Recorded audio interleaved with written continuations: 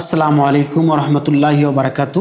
প্রিয় ভাই বোনেরা, আজকের একটি গুরুত্বপূর্ণ বিষয়, মানুষের জীবনে সবচেয়ে মূল্যবান সম্পদ হলো সুন্দর চরিত্র। এই সুন্দর চরিত্র কিভাবে হবে এবং সুন্দর চরিত্র বলতে কি বোঝায়, এই বিষয়ের উপরে ছোট্ট আলোচনা। মানুষের জীবনে সবচেয়ে মূল্যবান সম্পদ হলো সুন্দর চরিত্র, অর্থাৎ সম্পদ, জ্ঞান বা ক্ষমতা মানুষকে বড় করতে পারে। ইসলাম শুধু ইবাদতের শিক্ষা দেয় না, বরং মানুষকে সুন্দর আচরণ, নম্রতা ও সততা ও মানবতা, এই শিক্ষাগুলো ইসলাম দিয়ে থাকে। প্রিয় নবী সাল্লাল্লাহু আলাইহি সাল্লাম তিনি বলেছেন, তোমাদের মধ্যে যার উত্তম চরিত্র তিনিই সবচেয়ে বেশি উত্তম। এর থেকে বোঝা যায় চরিত্র যদি ভালো না হয়, চরিত্র যদি উন্নত না হয়, তাহলে টাকা পয়সা দিয়ে হয়তো সম্পদ পাওয়া যায়, ক্ষমতা পাওয়া যায়, কিন্তু সম্মান পাওয়া যায় না। তাই প্রিয় নবী সাল্লাল্লাহু আলাইহি সাল্লাম চরিত্রটাকে সবচেয়ে বেশি প্রাধান্য দিয়েছেন। চরিত্র যার যত বেশি ভালো, সে তত বেশি উন্নত মানুষ। ফলে এই হাদিস থেকে বোঝা যায় একজন প্রকৃত মুসলমান পরিচয় শুধু নামাজ বা রোজা নয়, বরং তার ব্যবহার, কথা, আচরণের মধ্যে প্রকাশ পায়। সুন্দর চরিত্র বলতে কি বুঝি? সুন্দর চরিত্র হচ্ছে সততা, সত্য কথা বলা।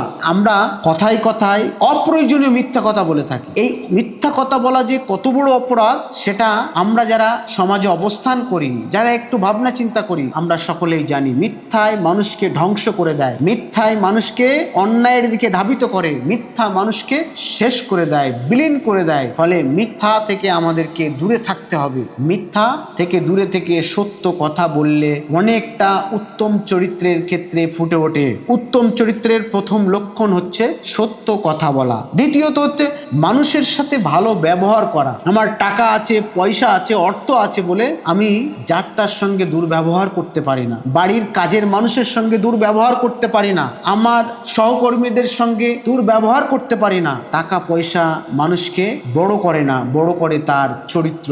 মানুষের যদি ভালোবাসা, ব্যবহার যদি না থাকে, তাহলে তার উত্তম চরিত্রের প্রমাণ ফুটে ওঠে না। হাদিসের মধ্যে এসেছে, ইরহামু মানফিল আরদি ইয়ারহামুকুম মানফিস সামাই। যে ব্যক্তি মানুষের প্রতি দয়া করে না, যে ব্যক্তি জীবের প্রতি দয়া করে না, যিনি আসমানে আছেন অর্থাৎ মহান আল্লাহ পাক, তার প্রতিও দয়া করেন না, রহম করেন না। এই হাদিস দ্বারাই আমরা বুঝতে পারি মানুষের প্রতি মানুষের স্নেহ, মমতা, ভালোবাসা এগুলো অবশ্যই রাখতে হবে যদি উত্তম চরিত্রের অধিকারী হতে চায়। কাউকে কষ্ট না দেয়া। আমরা প্রায় অংশ দেখি কাউকে কষ্ট দিয়ে নিজেকে খুব গর্বিত মনে হয়, আনন্দ ফিল করি। মানুষ বোঝে না যাকে কষ্ট দেওয়া হচ্ছে, সেই কষ্টটাই আবার পুনরায় নিজের কাছে বুমেরাং হয়ে ফিরে আসতে পারে।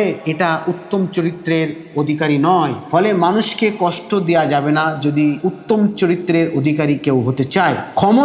ক্ষমাশীল হতে হবে। কেউ অন্যায় করলো, কেউ ভুল করে ফেললো, ক্ষমা করার চেষ্টা করতে হবে। আল্লাহ রহমানুর রহিম, তিনি ক্ষমাশীল, ক্ষমা করতে ভালোবাসেন। যে মানুষটি মানুষের প্রতি অন্যায়ের জুলুম নিয়েও যদি ক্ষমা করতে ভালোবাসেন, তাহলে আল্লাহ তার প্রতি অনেক বেশি সন্তুষ্ট হন।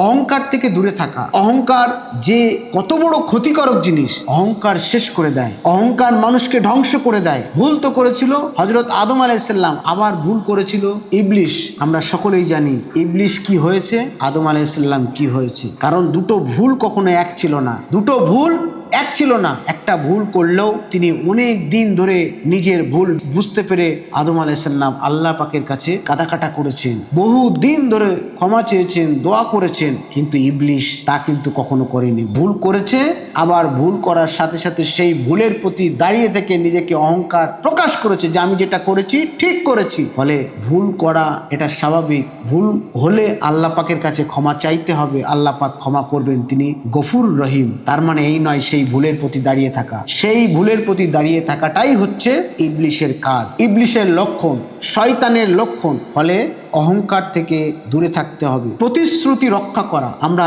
মানুষকে দেখি অনেক কথা বলে, প্রয়োজন নয়, অপ্রয়োজনীয় মানুষের সঙ্গে ভুরি ভুরি প্রতিশ্রুতি দেয়, কিন্তু বাস্তবে সেই প্রতিশ্রুতি কতটা রক্ষা করতে পারে সেটা আমরা সকলেই জানি। ফলে প্রতিশ্রুতি রক্ষা করতে পারা যাবে এমন সেই প্রতিশ্রুতি দেয়া উচিত। এমন প্রতিশ্রুতি দেয়া উচিত নয় যেগুলো রক্ষা করা সম্ভব নয়। ফলে প্রতিশ্রুতি রক্ষা করা এটা উত্তম চরিত্রের একটি অন্যতম বড় নিদর্শন। কেউ যদি উত্তম চরিত্রের হতে চায় তাহলে এই দৃষ্টান্তগুলো তার মধ্যে থাকতে হবে, এই লক্ষণগুলো তার মধ্যে থাকতে হবে। কোরআন পাকের মধ্যে আল্লাহ পাক বলছেন, নিশ্চয়ই আপনি মহান চরিত্রের অধিকারী। কাকে বলছেন? হযরত মুহাম্মদ, সর্বকালের সর্বযুগের সর্বশ্রেষ্ঠ মহামানব হযরত মুহাম্মদ রাসূলুল্লাহ সাল্লাল্লাহু আলাইহি সাল্লাম, তাকে উদ্দেশ্য করে বলছেন সবচাইতে উত্তম চরিত্রের অধিকারী আপনি। তার নিদর্শন কি কি?